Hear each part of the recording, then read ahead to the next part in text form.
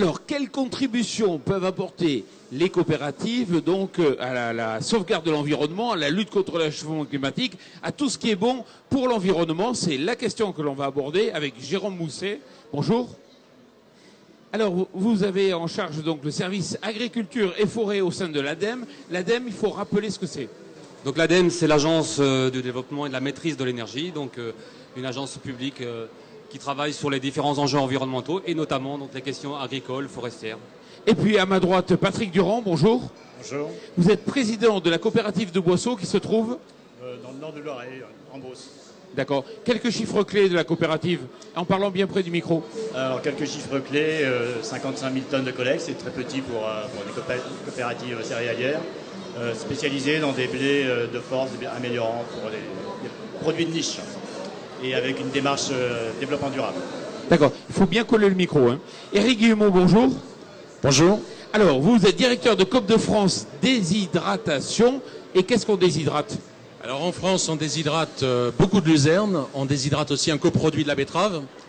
Ça sert à alimenter dans les deux cas des animaux, et ainsi que certaines plantes médicinales. Et pourquoi on déshydrate? Parce qu'initialement, on faisait du bon foin dans certaines régions, mais vous avez remarqué qu'au nord de la Loire, de temps en temps, c'est un peu difficile. Et donc quand le soleil n'est pas là, eh bien, il faut s'affranchir de ce que fait le soleil en séchant artificiellement. Bon, alors, on va poser le problème. Quels sont les grands enjeux environnementaux aujourd'hui? Les grands enjeux environnementaux pour l'agriculture sont multiples. Je pense qu'il faut d'abord mettre le cadre, l'évolution démographique, qui fait qu'on doit, à l'échelle mondiale, nourrir toujours plus de monde. Mais en même temps, on est amené à relever des défis environnementaux qui portent sur les questions, bien évidemment, du changement climatique. Et c'est un enjeu majeur. C'est une course contre la montre. Et plus on va prendre du temps à réduire nos émissions, plus la marche sera difficile. Il y a d'autres enjeux à prendre en compte, c'est les questions de l'énergie, la question de la préservation des sols, parce que c'est quand même le potentiel de production des générations futures, et aussi les enjeux de biodiversité, eau. Alors, en parlant bien près du micro, est-ce que l'agriculture a un rôle à jouer significatif? Alors nous avons réalisé ces dernières années beaucoup d'études prospectives pour justement analyser quelle peut être la contribution du secteur agricole à ces défis environnementaux.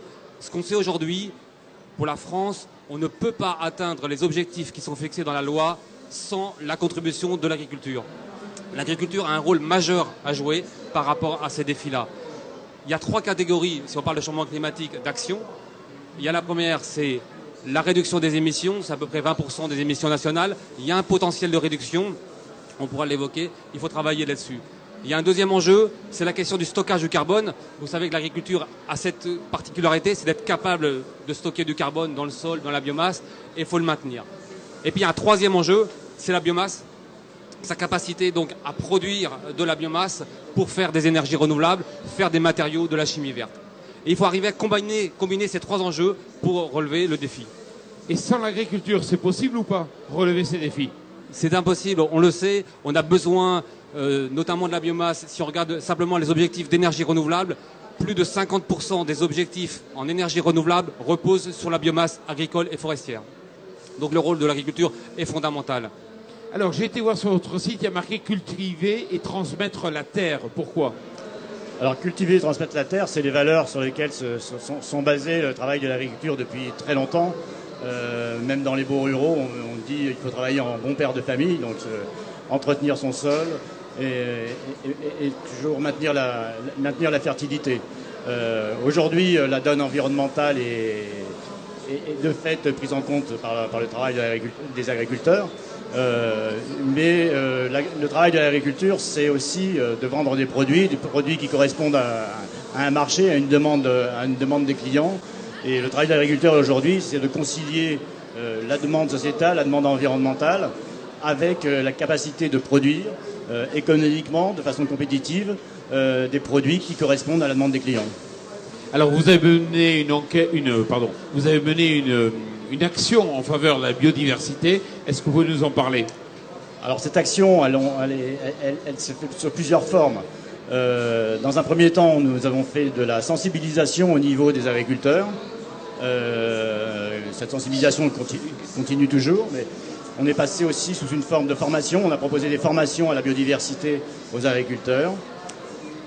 On a aussi travaillé sur les diagnostics d'exploitation, parce que si on veut voir si les mesures que l'on prend au niveau pour faire évoluer la biodiversité sur les exploitations, il faut prendre une position, un point de départ. Donc on a fait des diagnostics sur ces exploitations pour voir l'évolution. Donc on a fait des diagnostics de faune, d'avifaune, et on a aussi, avec une association qui s'appelle Homme Territoire, fait des diagnostics d'exploitation pour voir quelles étaient les meilleures adaptations sur des bandes enherbées, des plantations de haies, l'entretien de bordures de champs pour aménager les exploitations. Et le gros intérêt de le faire au niveau d'une coopérative, c'est que contrairement à des actions individuelles sur une exploitation, le fait de travailler sur une coopérative, donc sur un territoire, ça permet d'avoir un effet beaucoup plus intéressant en termes de biodiversité à partir du moment où on le fait sur l'ensemble d'un territoire. Jérôme Mousset, pour vous, c'est important d'avoir justement des actions qui ne sont pas individuelles mais coordonnées, par exemple dans le cadre d'une coopérative? Effectivement, je pense que dès qu'on parle d'environnement, l'échelle collective est incontournable, l'échelle notamment des territoires me semble vraiment un enjeu incontournable. L'intérêt de travailler à ces échelles-là, c'est qu'on peut travailler sur la complémentarité des exploitations entre elles, et notamment avec les autres secteurs. Et puis, je pense que... Et puis, si je peux me permettre, c'est l'effet d'entraînement entre les gens. C'est-à-dire que quand une action individuelle, elle est individuelle, alors que quand c'est un groupe qui travaille, il y a un effet d'entraînement, pourquoi pas moi, et les choses se font beaucoup plus facilement. Et puis il y a un effet massif, c'est-à-dire qu'on travaille collectivement sur un impact donc beaucoup plus important. Oui, effectivement, l'objectif c'est bien d'entraîner le maximum d'agriculteurs dans ces voies-là. Et l'échelle collective, effectivement, une bonne échelle. Il y a beaucoup de démarches qui se développent actuellement sur des projets à l'échelle des territoires. Et l'idée, c'est bien d'arriver à construire des stratégies agricoles locales sur l'environnement qui soient adaptées à la spécificité du milieu. Éric Guillemot, on va prendre votre cas, enfin le cas de la déshydratation. Le bilan carbone, il n'a pas toujours été positif. Aujourd'hui, il est, mais avant, ce n'était pas le cas. Pourquoi? Alors, effectivement, le bilan carbone de la filière de la déshydratation de fourrage n'a pas toujours été positif. Les déshydrateurs ont pris conscience qu'il fallait écouter ce que disait la société. Et depuis 2005, nous avons fait des efforts considérables afin de réduire nos consommations d'énergie. Ça s'est fait grâce à l'amélioration du préfanage au champ, c'est-à-dire qu'on a utilisé tout simplement le soleil, et nous avons utilisé de la biomasse à la place du charbon. Alors tout ça n'est pas simple à mettre en œuvre parce que c'est une économie de carbone, ça c'est clair, mais sur le compte du coût de production, ce n'est pas forcément une économie totale. Donc nous avons aussi un marché à approvisionner et nous devons aussi être compétitifs. Donc nous devons concilier les deux choses. Il n'en demeure pas moins qu'aujourd'hui, nous avons économisé 50% de nos consommations et qu'à ce jour, le bilan entre ce que l'on stocke et ce qu'on émet, eh bien, on stocke plus de carbone que ce que l'on émet. Donc, on a un bilan positif. Alors, quand je regarde un peu tout ce dont on parle aujourd'hui en matière d'agroécologie, on voit souvent la luzerne qui est citée. Pourquoi? Alors, la luzerne, elle est citée peut-être parce que c'est une très vieille plante, une vieille dame qui a 9000 ans. Probablement plus et davantage parce que c'est une légumineuse. Une légumineuse, ça prend l'azote de l'air. Enfin, je rajoute que c'est une plante pluriannuelle. On la sème au mois de mars ou au mois de juillet 2014 et on va l'exploiter en 2015, 2016, 2017 sans mettre de traitement phytosanitaire. C'est un hébergement pour la biodiversité et ça participe à la qualité de l'eau. Donc ça concourt à avoir des eaux de bonne qualité. J'ajoute enfin, si vous le permettez, que c'est la plante qui fait le plus de protéines à l'hectare.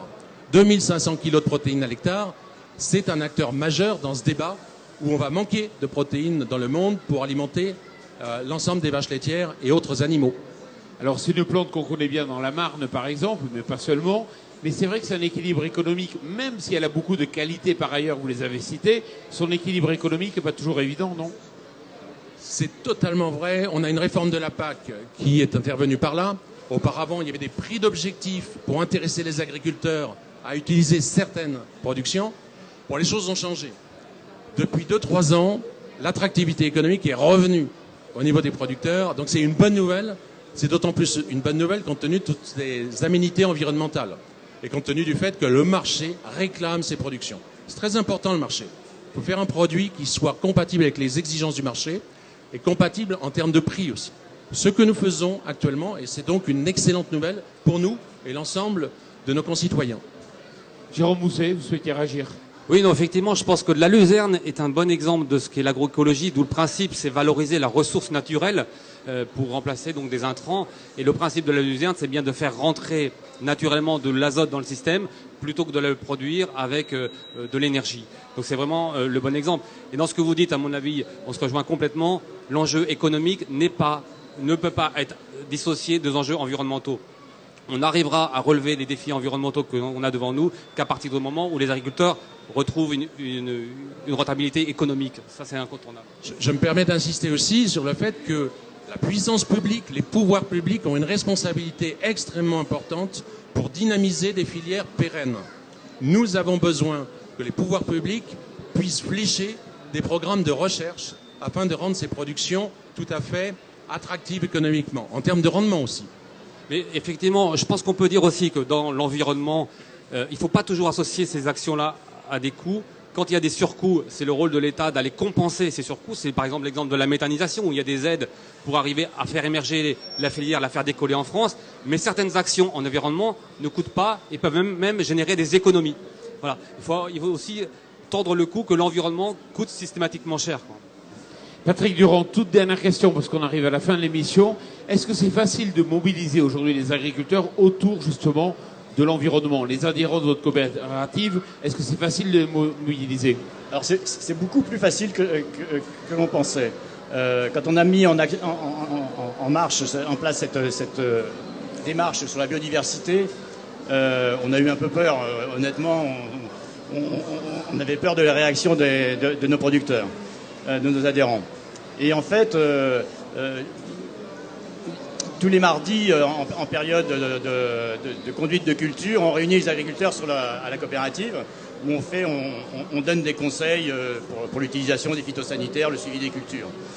Et on s'est mis à faire ce qu'on appelle des flashs biodiversité, où on explique, après cette réunion technique, on explique aux agriculteurs le biotope de la loi de Deschamps, le lombric, les carabes, et on fait des fiches, ce qu'on appelle des flashs biodiversité.